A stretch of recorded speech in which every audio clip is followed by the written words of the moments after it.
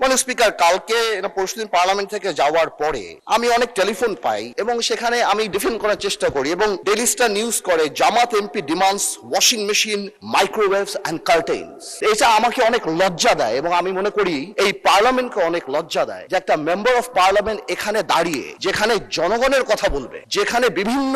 জনগণের দাবির কথা বলবে, সেখানে একজন মেম্বার অফ পার্লামেন্ট দাঁড়িয়ে উনি ওয়াশিং মেশিন পেল না, মাইক্রোওয়েভ পেল না, কার্টেইন পেল, সেই ব্যাপারে দাঁড়িয়ে কথা বলবে। যেখানে আবার বলা হয় যে আমরা গাড়ি নিব না, আমরা প্লট নিব না এই ব্যাপারে। তাহলে আমার কাছে মনে হয় মাননীয় স্পিকার যে আসলেই যদি গাড়ি আর প্লট যখন ওনারা বাদ দিল, তখন ওনাদের বুকের উপরে কত বড় পাথর চাপা দিয়ে বাদ দিতে হলো যে মাইক্রোওয়েভ আর ওয়াশিং মেশিনের জন্য এই পার্লামেন্টে দাঁড়িয়ে কথা বলতে হচ্ছে। মাননীয় স্পিকার, আমার মনে হচ্ছে যে এই স্ট্যান্ডার্ড আর স্ট্যাচার আমাদেরকে মেনটেন করা উচিত এবং আমি বলবো আমাদের মাননীয় যারা আছেন ওনাদেরকে, স্পেশালি আমাদের বিরোধী দল, এবং এটা কালকে হয়তো আমাদেরকেও বলতে পারে, আমি জেনারেলি এটা বলছি যে উই মাস্ট,